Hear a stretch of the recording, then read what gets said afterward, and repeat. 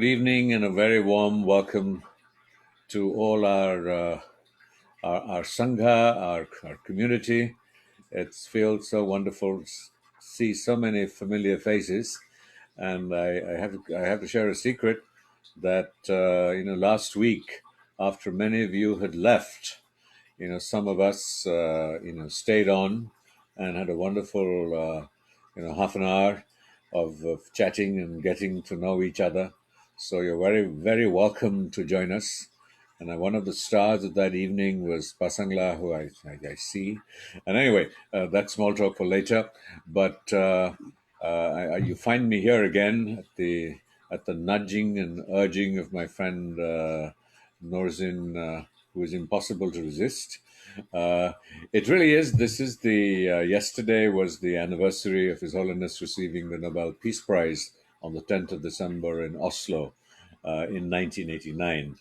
I had the great privilege of accompanying him to the award ceremony, and my most vivid memory of that was the how it. We were all very excited, but how he, this embodiment of Avalokiteshvara, to whom awards mean so little, was engaged, but yet it was just another day for him, another opportunity to continue as a bodhisattva, to enable us to learn from him. So even for a moment that most people, my apologies for this, considered to be a pinnacle of achievement for holiness, His Holiness, it was really, meant very little other than the opportunity it gave him to reach out and to continue to make a difference in the world.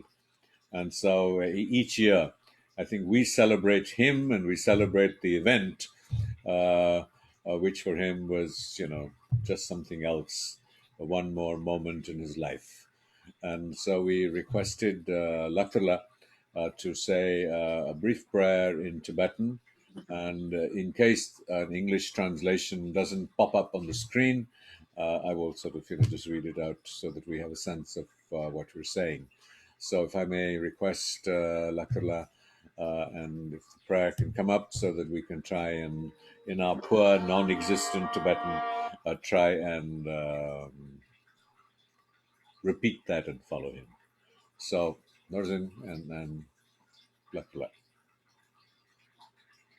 Re rave korve shingam so pendant dewa malu jungwe ne chere sewa tinjin jas jabi side pardo tenjuro je kanre rave korve shingam so pendant dewa jungwe ne chere sewa tinjin jaso ye shabi side pardo tenjuro je kanre rave korve shingam so pendant dewa malu jungwe ne chenre sewa tinjin jaso ye shabi side pardo ten yuro ji. May I request that we, in English, we all sort of repeat this together? Could you bring it up on screen, Seringla?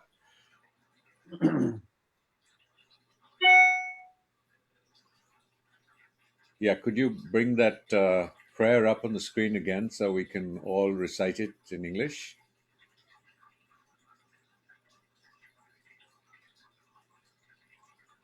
Okay, so feel free to put on your microphones. I'll give you 5 seconds in which to do that, and then in English, if we may together, recite this to honor the source of our inspiration, our teachings that come through Geshe Lhakdor, who we are blessed to have with us. So let's all repeat together. In the heavenly realm of Tibet, surrounded by a chain of snow mountains, the source of all happiness and health for beings is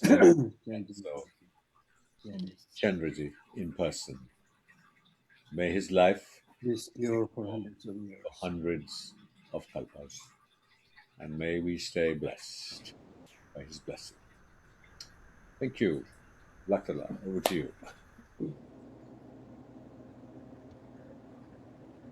So it is wonderful to start today's session with this prayer for the long life of His Holiness the Dalai Lama. This prayer being composed by the Tibetan teacher in the context of Tibetan people. So it's talking about source of happiness and health for beings in the land of snow, which means Tibetans. But this does not mean to say that his compassion is only for the Tibetans, because the very definition of Avalokiteshvara, in Tibetan we call it Chere Singh, means whose eye is widely looking towards suffering sentient beings all the time. Chere Singh. Chere Singh means Chere means the wide open eye. Zik means always looking towards the well-being of other sentient beings. So therefore, and then also the prayer says, His Holiness is source of all happiness and help, happiness and help. The English translation, I don't know, but basically it means Penda Dewa. Pemba means benefit actually, which means temporary benefit. Whatever temporary benefit we need is source of that. And also happiness, benefit and happiness. Happiness means long-term happiness and peace. So whether it's temporary benefit or long-term happiness is the source. How is Avalokiteshvara or His Holiness as the embodiment of Avalokiteshvara is the source of benefit and happiness for all sentient beings is His Holiness or the actual Avalokiteshvara, they're basically embodiment of compassion. Compassion, by now by definition means one who is really refers to that quality where one wishes to remove the sufferings of all sentient beings. And this wish to remove sufferings of all sentient beings comes because there is this loving kindness. There is this feeling of closeness towards all sentient beings.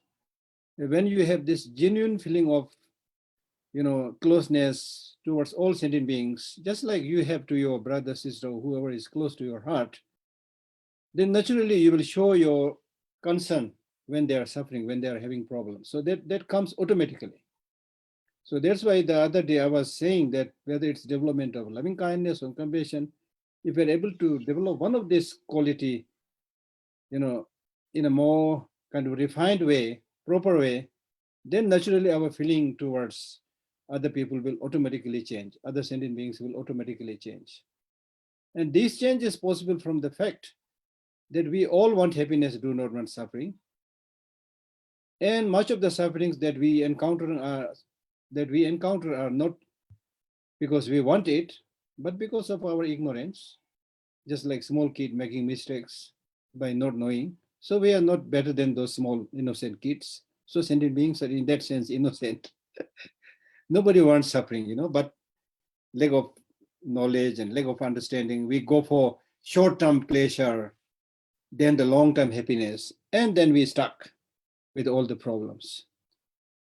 And the question about whether His Holiness is the manifestation of Avalokiteshvara or not is also an important point to think about.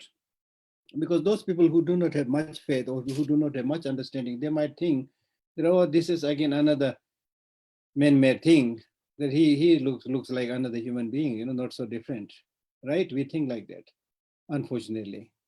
I say unfortunate because our perception is limited. Normally, we end up seeing what we want to see, not what we should be seeing. In other words, we don't see the reality. Long time back, I read a book by John Blowfield. He's a very senior gentleman from England. And I met him, interestingly, I met him in China when I was making a tour many, many years back. I met him there. And he has spent, I think, over 30 years in that part of the world. Now, of course, even at that time, he was very elderly. Now I'm sure he is no more. And he wrote a book. In that book, he has heard that His Holiness is the emanation of Avalokiteshvara. And then he tried to find out how or what, or how Avalokiteshvara, if he comes in person in front of you, how does he look different from His Holiness Dalai Lama, or how His Holiness looks different from Avalokiteshvara? He wondered and he penned down those observations.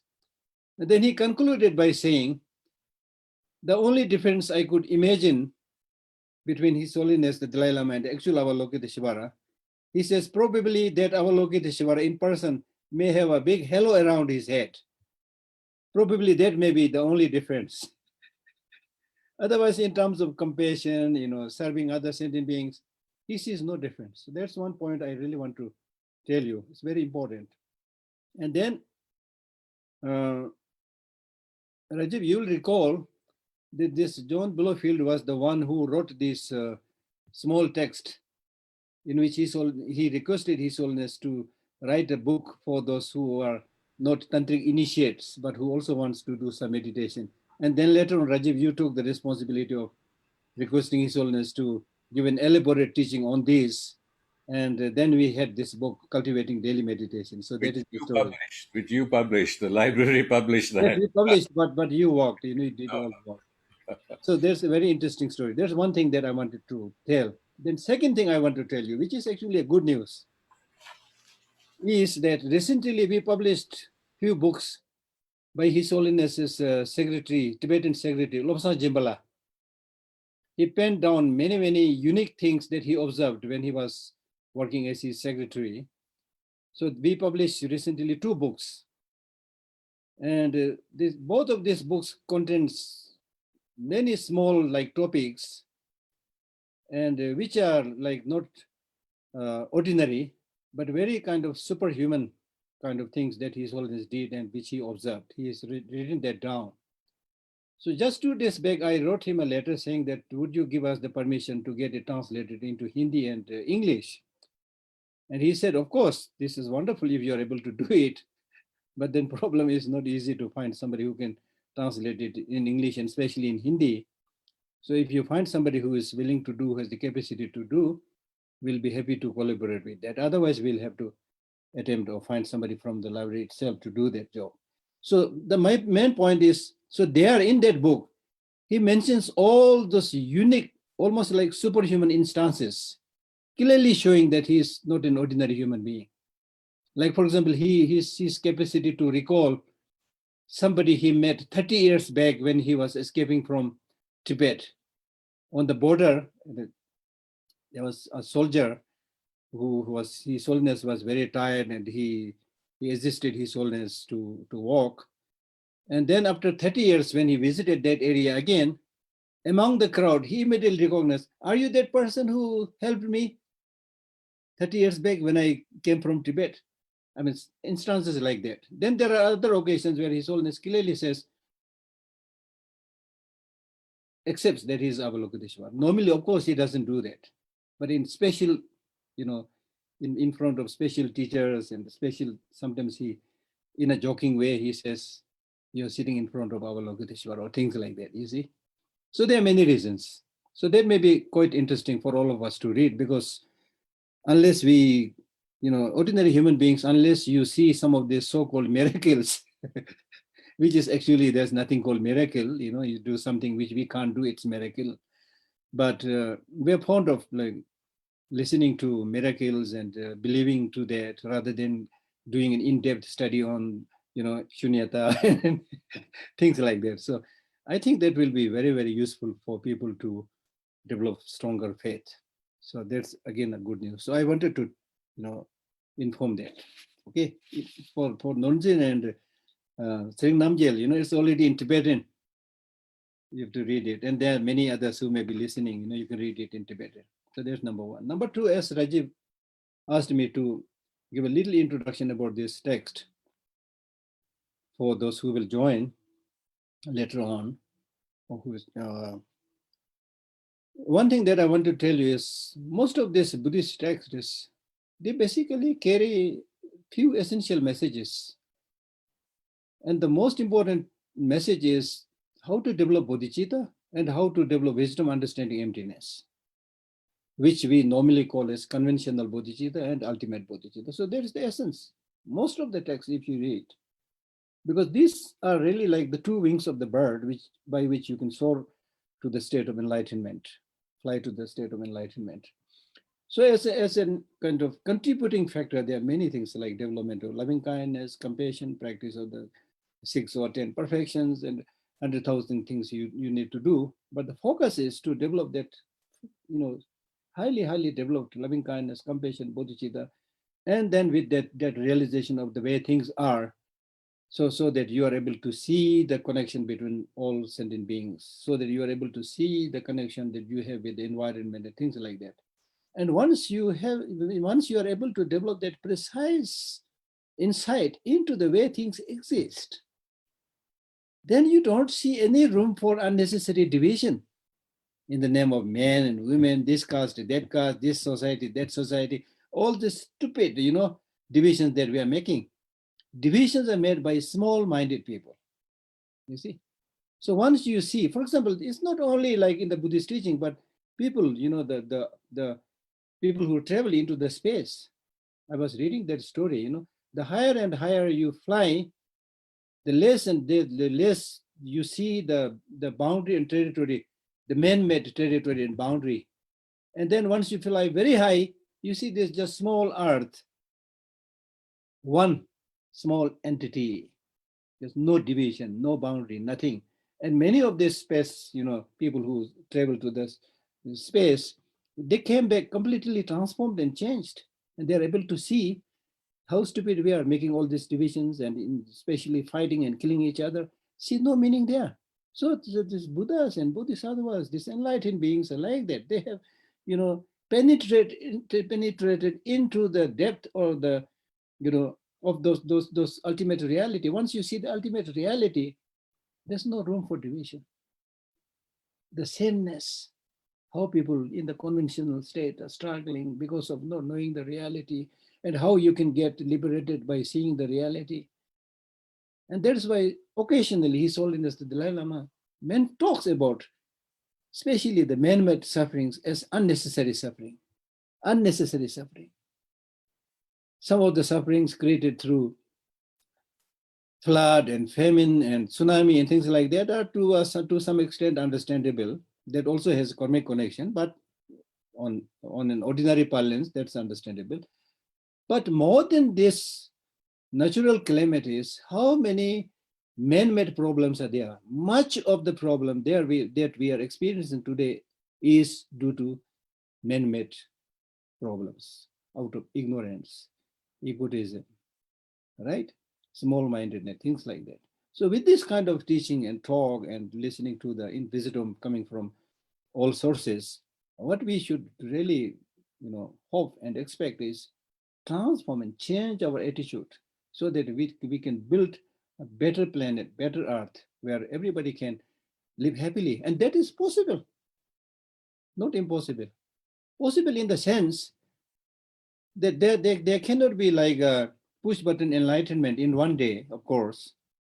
But imagine if you are able to create a warm atmosphere in your own home, in the family.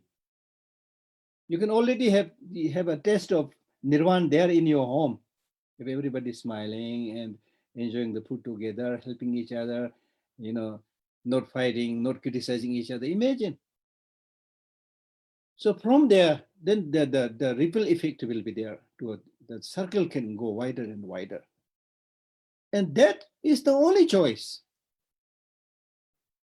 So as I said before, this is not the spiritual practice that we are talking about it's not a luxurious pursuit.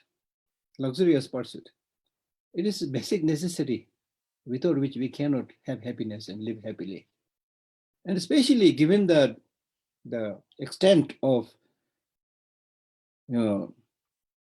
damage that is done to the environment and so forth now, and then the unnecessary problem that we are suffering today, we should really wake up. And especially with this actual experience of the COVID-19 and many other things, we should really get transformed. Don't just think that one day something will happen. No, we need to really take drastic steps of training the mind, changing the attitude based on Buddhist teachings, based on the scientific findings and things like that. So that is the goal of these meetings, right? So therefore, this book also talks about basically the focus is development of bodhicitta and wisdom, understanding emptiness, and for that you need to remove all the hurdles. The hurdle to bodhicitta is self-cherishing attitude, where you think just about yourself and completely neglect the well-being of others. Then the obstacle and obstruction to wisdom, understanding emptiness is the self-grasping, which means seeing things as having inherent independent existence, right? So therefore, all this text is basically boiled down to one thing. That is to remove your self-cherishing attitude and cultivate the mind that cherishes the well-being of all other sentient beings. And to do that, you need to really develop precise insight into the way things are. We call it Shunyata, but I sometimes call it the reality that is written in the rocks, in the mountains, in the forest, in human beings. The nature of everything that is existent is same, that they are all interdependent, interconnected. And unless you take proper care of the causes and conditions for their proper sustenance, for their proper growth, whatever it is going to crumble, die, become extinct, right? So in that sense, there is really no religiosity here. It's question of our own survival, right? Even for this life, right? So therefore, these teachings become very, very important.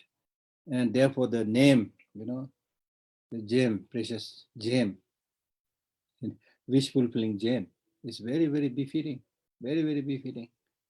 And more than any piece of material, belongings, these internal possessions like compassion, loving kindness, and so forth, even if you're just able to develop it for a second, for a moment, it will completely take the burden from your shoulder. That's 100% sure. The only problem is we are not able to practice these things sincerely. We are not able to develop conviction. We just go by the book or go by the crowd, saying that everybody is going, I should go, everybody is reading, I should read. And we never try to implement it in our life. So that is the only problem. But otherwise, if you make an effort, you can definitely change. That is very, very possible, right? And based on our ordinary life experience also, the older you grow, the more you're able to realize the importance of these qualities. An adult or a young person who is like full of the energy of the youth may not pay much attention to this, especially if your things are taken care of by your parents. You may not pay much attention to these inner qualities, but as you grow older and older, through life's experience, you know the importance of these qualities. So therefore, it is important to uh, appreciate and cultivate these qualities when we are younger, not when we grow very old. When you grow very old, you do the practice. Yes, it's of course good, but sometimes it might become the last ditch struggle. It may not be very effective. And especially if His Holiness is repeatedly mentioned, especially when you want to do some tantric practice. And then all these tantric practices where you visualize the channels and the wind and so forth, this is possible when your energies, your channels is supple and fresh and good, not when they're all become like hardened and difficult to breathe. Also, energy is also not flowing properly, and that is difficult, right? So therefore, we should consider ourselves lucky and fortunate to be able to read such precious text. And the today's text, as we briefly touched during the last session, really teaches about how to come out of that muddy water, that thick mud. If you're crossing through a thick muddy water, unless you roll, Nordilla has used a word, what roll up your bottom or something, right? So So that way you can keep your clothes clean and things like that. Not only that, there is also risk of not only mudding your cloth, but there is a risk of getting completely stuck. I'm not able to read. This is a very lengthy text. I'm not able to read everything, but somewhere I remember it mentioning that when you get stuck in that mud, for example, he gives the example of trying to cross that mud riding on a horse. Then the horse gets all the four legs stuck in the mud, and then the horse is unable to move. Then only thing you are supposed to do is to dismount that horse and try to cross that mud by yourself. But in that case, also your both of your feet get stuck. And when you use one of your hand to pull it out, it also gets stuck, and finally you might die there, get stuck. Right? So therefore, in this, the 4 lines of the root text which we read already: discard attachment in anything and live without attachment. Due to attachment, even happy migration is not attained. And moreover, it takes the life of liberation. That's what we mentioned. But in this text, it gives a beautiful explanation of the 12 links of dependent origination. Now, in the 12 links of dependent origination, the most powerful cause is ignorance, right? But here he mentions all these 12 links of dependent origination, but he makes this emphasis on removing the attachment. Why? Because out of all these negative emotions, that the one negative emotion that is responsible for making us get stuck in the samsara is attachment. You come again back into the samsara because of your attachment to somebody. For example, if you're on your deathbed and somebody comes and cries and kisses your forehead and things like that, then you wish that you want to live longer and don't want to die. You develop that attachment, and that attachment then becomes the main factor for your getting stuck in the samsara. So therefore, some of the teachers, they say, just as if you properly understand life, for example, if I am invited by Nonzilla for a cup of tea, then I go there and have a cup of tea, and then after that I'll say, Nonzilla, please, okay, now I'm leaving, I'll see you after. Nonzilla, understand. Geshe, take care, bye-bye, right? So we should be able to do something like that to that person who is dying, who is on the deathbed. So instead of being able to do that, we normally cry, lament, and disturb the mind of that person also. So therefore, through Dharma practice, we should behave in such a way that the tranquility of the mind of that dying person is not disturbed. Right? Instead, you should do, in the case of some of the great teachers, when they are passing away, they would request their student to recite a text on dependent origination, text on bodhicitta, and then just concentrating and listening to that, they pass away peacefully. Right? Of course, that is not easy. It's not easy unless you are familiar with all those texts. For example, what people have asked this question, what should we do to a dying person? What should we do? And he's always suggested that if that dying person is a non-Buddhist, then to this non-Buddhist who has never studied Buddhism and is now dying, and on that deathbed, when that person is suffering, if you try to teach some of the Buddhist shlokas and things like that, instead of helping that person, it will harm the mind of that person because he will be completely confused. So therefore, for that person, let him, see something that he likes to see, even if it is a musical instrument that he likes, probably hang it there, and things like that.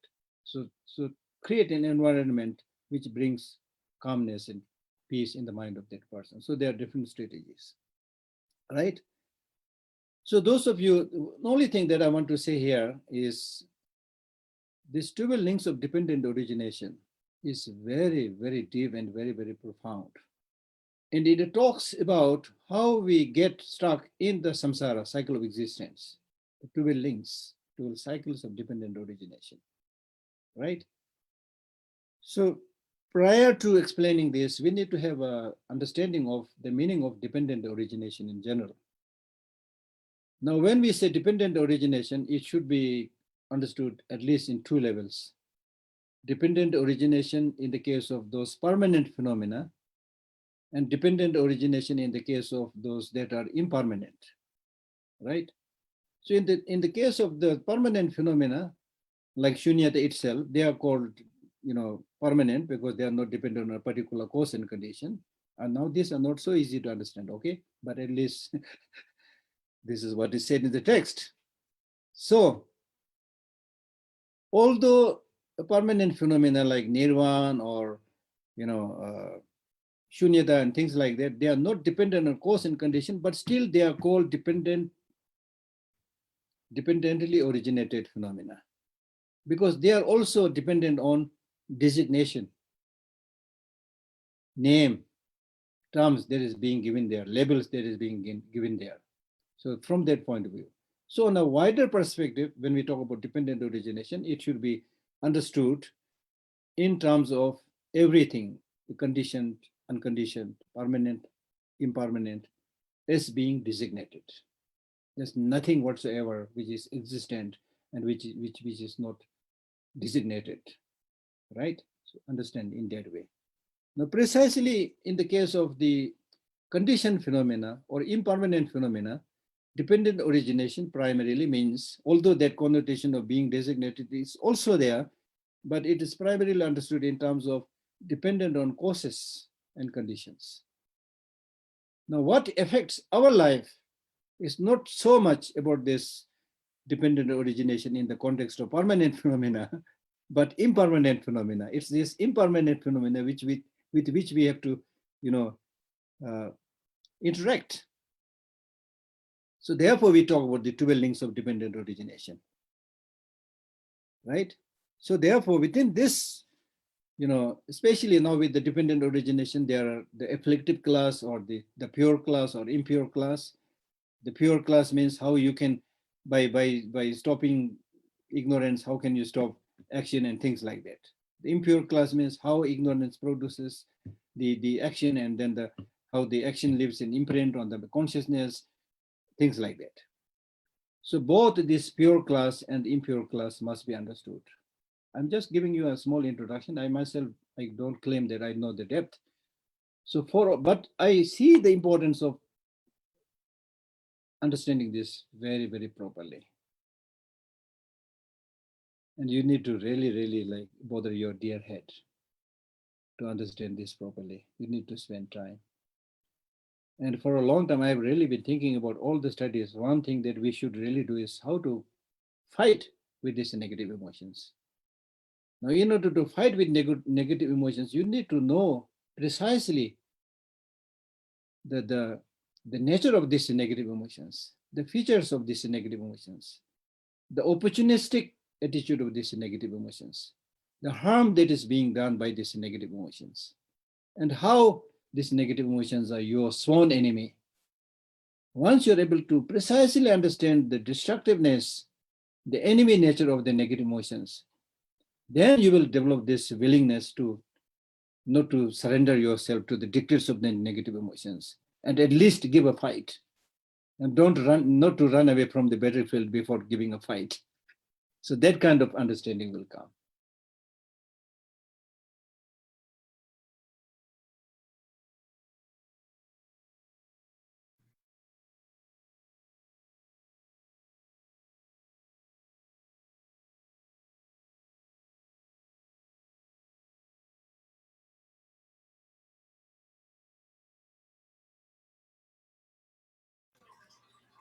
I'm afraid we seem to have lost Dr.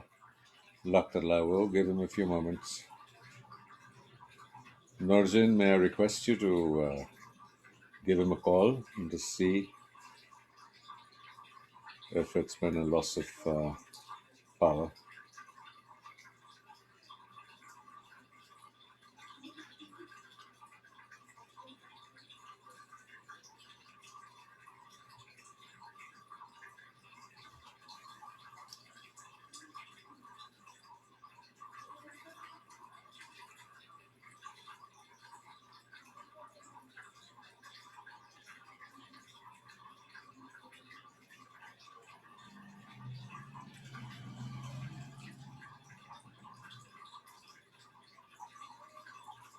Well, I can see her talking to Dr. on the phone, and let's see if something can happen for us.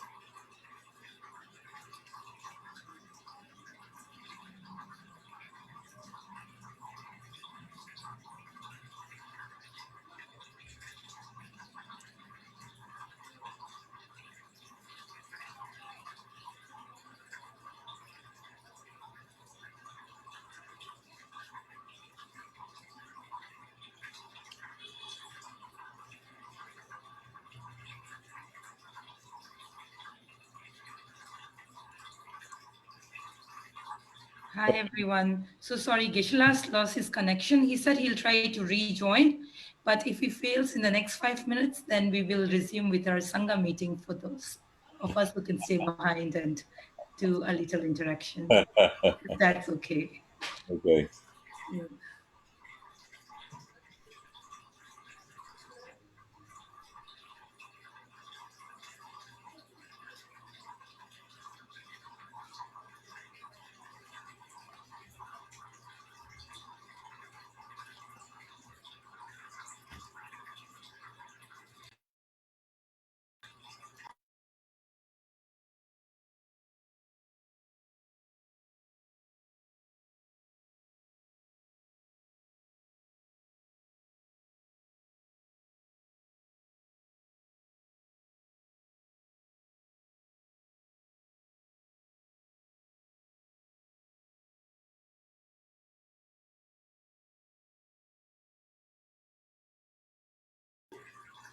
Well, I think we'll just sort of, continue. Thank you, Susan, for pointing out that my fountain was making a noise.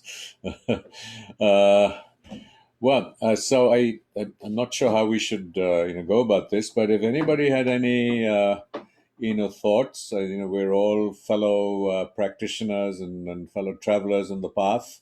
So if there are any sort of things that you want to share or discuss, so that we can ask of each other and bounce of each other, and uh, we'd be happy to set the ball rolling. And I think, one of the questions really, we ask ourselves, I think, Laktarla, raised this very, very important aspect of Shunyata and dependent origination. Probably one of the most difficult um, ideas in Tibetan Buddhism, and somewhat exclusive to it, because it forms the basis of Buddhist agnosticism, in a sense, and where the Buddha argued that, look, it's really not important whether a creator God exists or not. And so when we talk about Avalokiteshvara, and Geshe-la was pointing to this, is really that, does Avalokiteshvara exist in absolute terms? Is he as much an idea as he concretely manifests, or the values he embodies manifest in his holiness? And it often confuses me and people, is that when we talk about these deities, whether it is Avalokiteshvara or Tara, and people often ask, do they exist?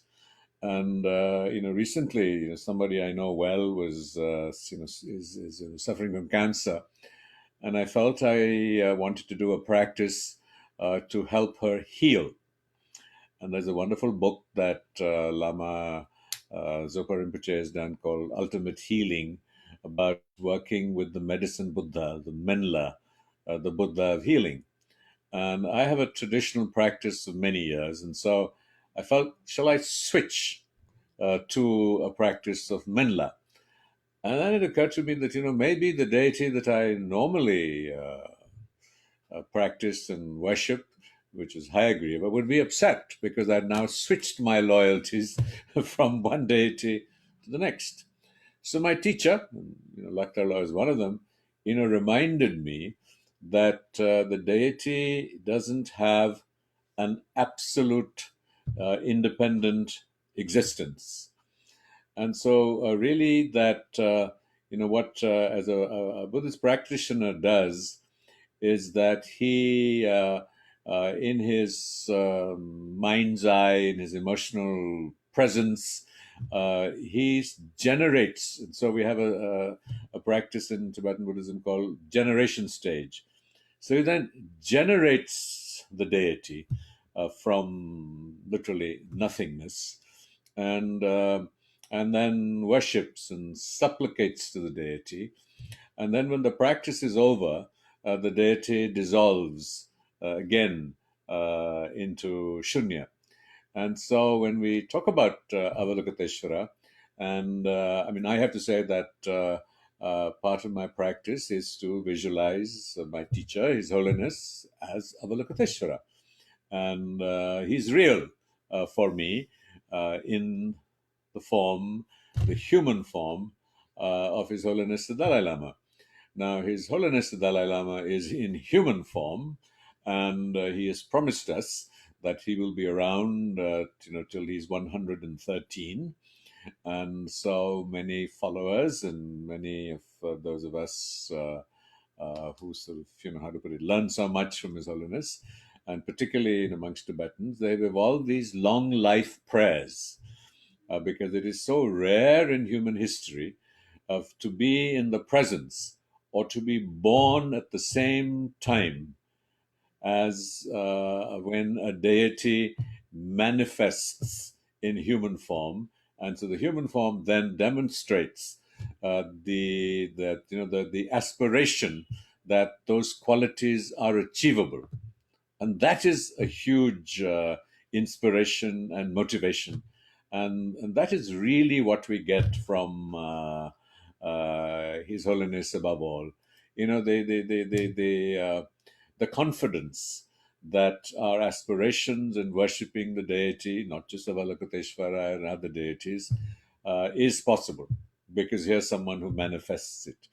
And I think that the book, I don't know the title, it's a Tibetan title, that a very close associate of His Holiness has written and documented, is really these facets of His Holiness. And I don't know if I share this story whenever anybody will listen to me, and that isn't very often.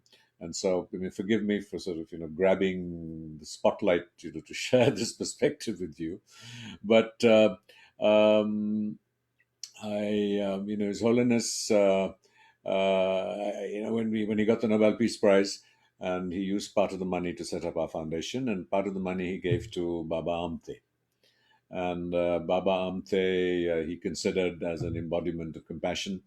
And those of you who are not familiar with Baba Amte, he did sort of iconic work in India for the victims of leprosy, and people who had leprosy, people who were recovering from them. And he created a community that needed to be isolated from the surrounding areas because there was this traditional resistance to people who had leprosy. I'm also a filmmaker, so I made a film on Baba Amte, and His Holiness saw this and was very moved and said, "I want to meet Baba Amte." And there was some sort of inhibition by some of us around him that he should go into this community of leprosy, but His Holiness was determined. And so we went. We traveled to Anandvan, and it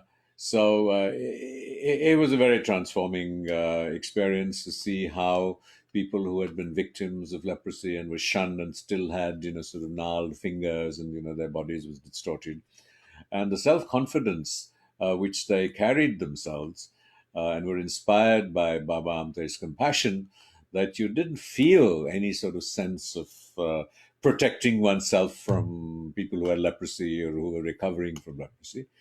And of course, I think that modern medicine had ensured that they were not infectious, so you wouldn't do anything foolish. And so His Holiness just sort of plunged into this community. And those of you from outside India, I have a little glass in front of me. So, it often is that when you go out into a tea shop, people will sort of, oh my, maybe just getting started. You put your fingers in 4 glasses and, serve people tea or whatever it is. And we were all drinking from this while His Holiness and His Holiness himself. And so the next morning, His Holiness and Baba, decided to go around the community, and we were all told to sort of, wait on the sidelines. And after a while, the two men were howling. And I haven't seen, I've seen His Holiness with tears in his eyes when he's moved, when he sees somebody suffering, but they were howling, both these men. And they came back, and His Holiness said, talking about compassion, I only teach what you practice. And that was a very powerful and moving moment, that from someone like His Holiness, who we consider the embodiment of compassion. And so it really taught us that compassion is not just what you do, because sometimes our actions can appear compassionate, but they're actually motivated by seeking recognition or reward, or feeling good that I've done a good deed and I've been virtuous, and so I've earned some brownie points in heaven. And so here was a man who radiated His Holiness, radiated compassion as intention by who he was, and of course by what he does. But here was Baba Amte in a much smaller community, who was actually manifesting it in action without that formal framework of study, or the practice, or the theories or the ideas of compassion. And they became extremely good friends. And when Baba Amte was ill and dying, he asked His Holiness to pray for him, and it was a very close relationship. And His Holiness is still in touch with Baba Amte's sons, who who live in Anandwan and in Himalkasa, and continue his work. And so I really just wanted to share this sort of personal experience and insight of His Holiness, and his manifestation of compassion. So that's really all that I wanted to share, and it would be wonderful if some of you here are teachers yourselves, and students of Laktorla and Buddhism. So if you have any thoughts or ideas or experiences to share, or questions that you want to ask of each other, please say a few words introducing yourselves, and who you are, and the stage is yours. And please, I think the normal thing I see Reena. Yes, Reena, please come on in. You need to unmute yourself. Yeah. Sering, can people unmute themselves, please? Sir, if Sering's not here, those of you who want to say something, you can just raise hands. That way I can more easily locate you and send you unmute request, please. Yeah, I've just sent her an unmute request. I did not receive. Maybe only the main host. I'm able to. Yeah, Reena's with us. Okay, go for it. Okay. Yeah.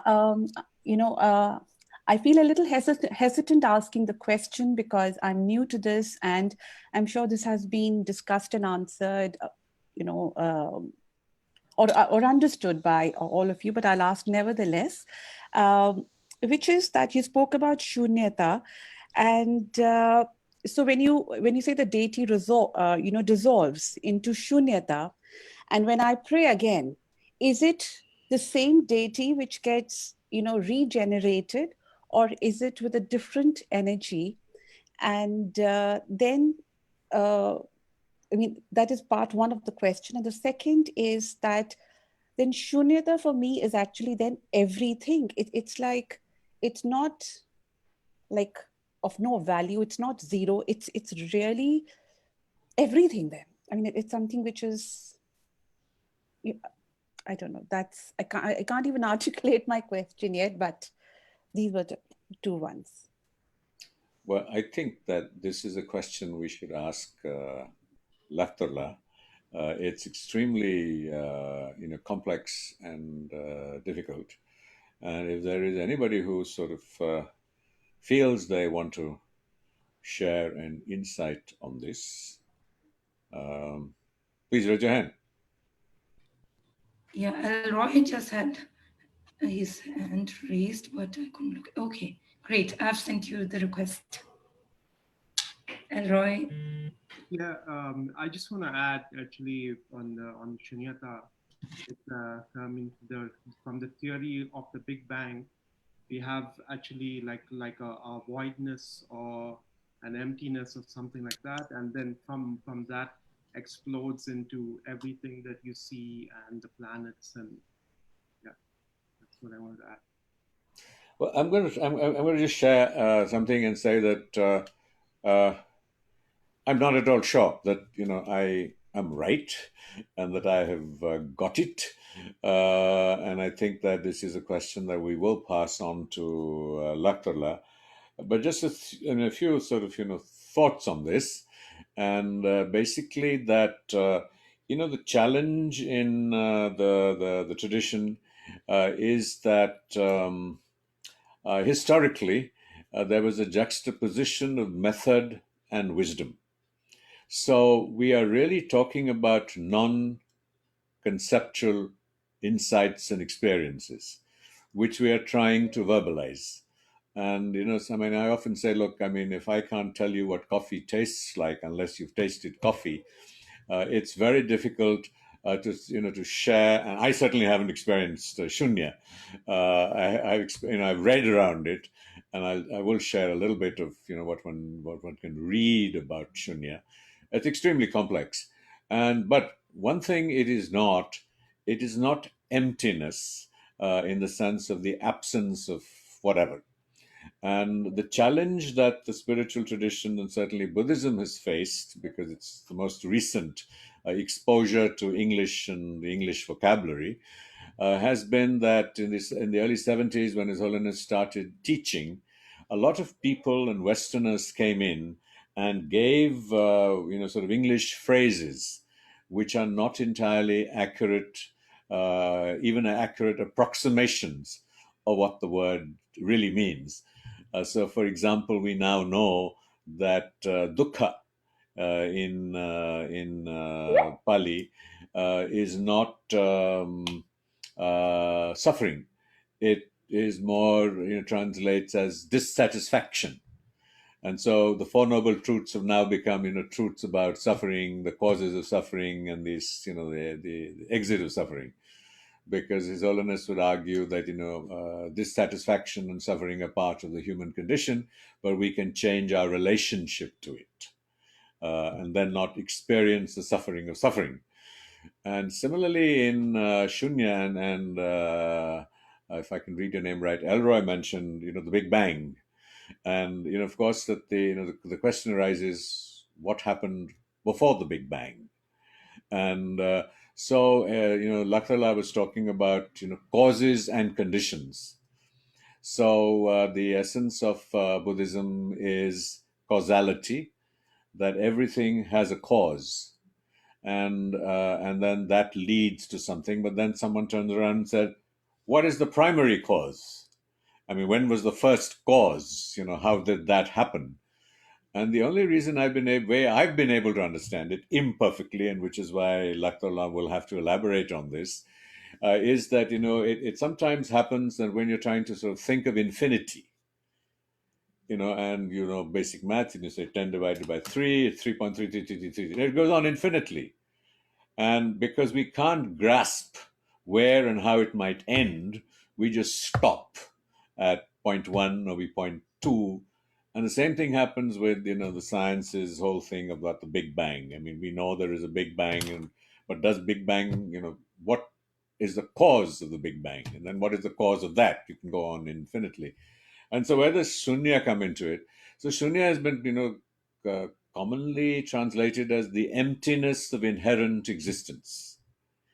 And now that's a difficult thing to sort of get your, mind around. And what do we mean by inherent existence? And I think that what inherent existence means is, and this is again Lakdor's teachings on interdependence.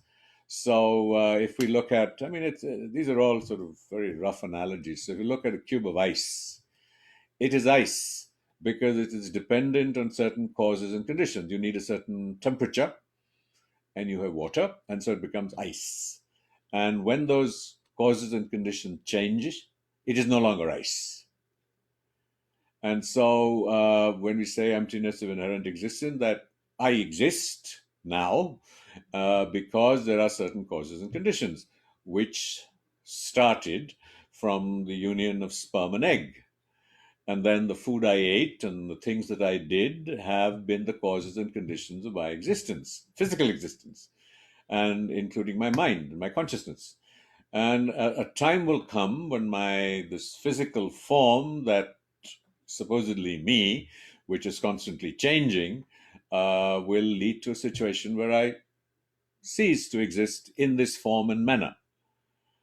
And so, Buddhism suggests that the continuity is really in what we call clear mind. So the question comes that the I, and that is why Lakdar is always talking about compassion, diminishing and softening the I. So if you remove the I, then you're no longer experience suffering, because the I that experiences suffering. And he also explained in one of the evenings that Western psychology and their teachings have found that people who suffer a lot tend to be obsessed with I, me, mine. And so if you remove the I or soften the I, then the I that suffers, there's no I to suffer, and it is dependent on XYZ. And so that applies to all phenomena, and we use phenomena because it isn't just to do with objects; it is to do with our emotions and feelings. So even they are dependent on certain factors. It could be the biochemistry of the brain, to stimulus that comes in, to our karma, to whatever it may be. But I just have to emphasize that we can. Certainly at my level of understanding, we can be beating. I can be beating around the bush, going round and round in circles about this, and unless someone has done some practice to at least get a premonition. So it's like saying, okay, I've smelled coffee, but I haven't drunk it yet. So you may get a little whiff of it occasionally, and then when you think you've got it, it's gone. And it really is people like His Holiness who, come from that embodiment. So he doesn't have to. It's also, what's also very interesting about His Holiness is that even though he's, an Avalokiteshvara, is that, he engages in, I don't know what, 6, 7, 8 hours of practice every day, because he's in human form, and so that needs to be reinforced. And, he will often say to us that, look, you spend so much time beautifying yourself, putting on makeup, doing your nails. Luckily, I have no hair to cut, or taking care of yourself. And if you only spent that much time in practice, and you would then begin to get an intuitive sense of what it is. And I think the great learning, and so I'm a great fan of Lakdar, is that he is able to provide to us so vividly the correlation from everyday experience and vocabulary to the more profound teachings, so that we can relate to them. And that is very special for a monk, because mostly monks live in the isolation of monasteries and have not experienced samsara, and are not able to relate that and to bridge that gap. And so we're all very deeply privileged. And now I am going to stop talking, and I think we should listen. So please, I think that, please introduce yourselves, and, share with us who you are, where you're at in your life, or anything that comes up for you. If we were a physical Sangha, then it would be so much easier to get to know each other better and about ourselves. So I promise I will keep quiet and listen. So who is going to walk the gauntlet? Joya. Okay.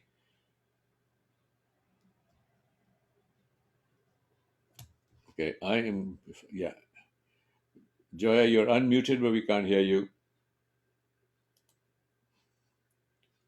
Oops, where is she?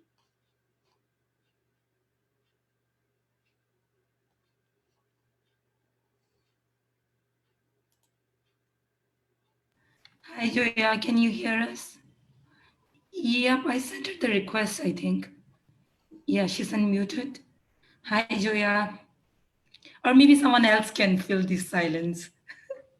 Okay, Joya, please go ahead. No.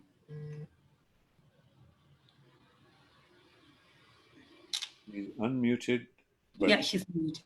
but she's speaking and we can't hear her. Maybe Jackie can go ahead for a while now. Okay. Yeah, Jackie. Hello, can you guys hear me? Yes, yes. Yeah, I'm Jackie. Hello. I didn't want to talk about myself. I actually wanted to ask Hassan Doma about her patience that you spoke about last time. I know that you were going to you asked about a patient at your work last time, and I just wanted to see how that went. Just small talk.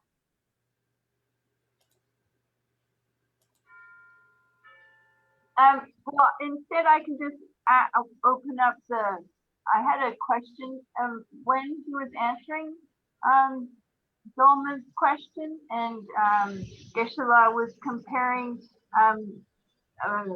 bodhicitta with being like real bodhicitta with being in the ocean, and it's cool and not wavy down below, and on top it's wavy. And then when you actually have attachment, then it's wavy below. And I didn't quite know if that was due to ignorance or how he used that comparison, if anyone had any ideas. Thank you. Sorry if I said that weird. So please, someone has a thought to share. Look, I mean, I'm not right. I'm not sure that I spoke sense. So please don't be hesitant. I think we're just sharing our perceptions as fellow travelers. Anyone has any thought, but I think that the question was about bodhicitta and the manner in which that manifests itself. And Dimple, please raise your hand. Is a message I get. So Dimple, let us unmute you and listen to you. Come on, yes. Dimple, are you unmuted? I'm sorry. I thought I was responding to Shunyata. I'm not entirely conversant with bodhicitta. I'm not sure what that is. I'm sorry. I'm pretty new to Buddhism, but I have experienced Shunyata in terms of breath work. I would feel, and I related directly to breath work, really, how one breathes, because breath just happens, and then then there's another breath, and there's so much can happen between those two breaths. So in that sense, I feel I have experienced Shunyata, and then come back to the complexity of reality that needs to be dealt with, and then gone back. So that was my response to Shunyata, but I'm sorry, I don't have a response to bodhicitta. I have, as a matter of fact, a question, but I can wait to ask that question. Okay, well, you just hold on. Why didn't you, while we're on Shunya, what was your experience? I mean, just share with us as best you can that, what you do with your breath and what happens that you relate that to Shunya. It'll be a learning. I feel it's really a very organic process. It's literally where you are spiritually and mentally, how you're thinking, what you're thinking about, and it just happens. And then literally everything sort of contracts and then explodes again. So it can be a very, very expansive topic if one gets to it. I don't want to hog the time here, but in short, I would literally say it is when you're thinking about something or you're doing something differently, perhaps a shunyata can happen. It's literally got a mathematical correlation in my head. Shunyata is directly proportional to your breath, your breath work.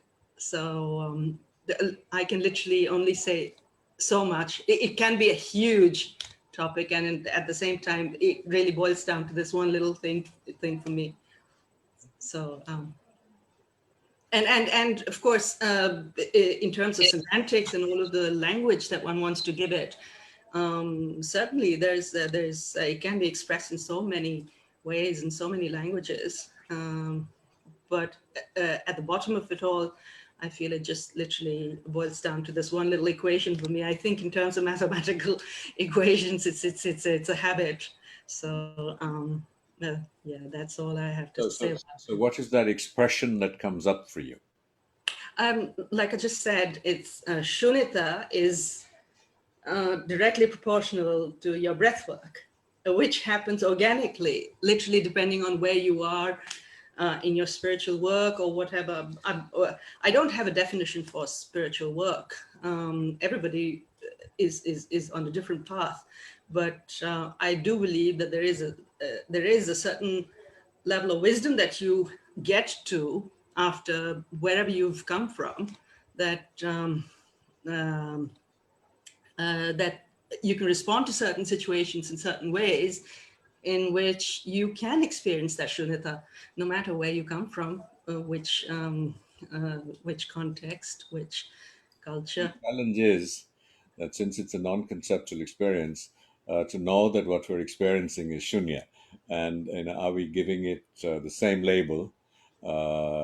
Perhaps. Yeah, I mean, I don't know. I'm just I'm just posing the challenge with experience. But I think to go back to Jackie's very important idea of what is bodhicitta.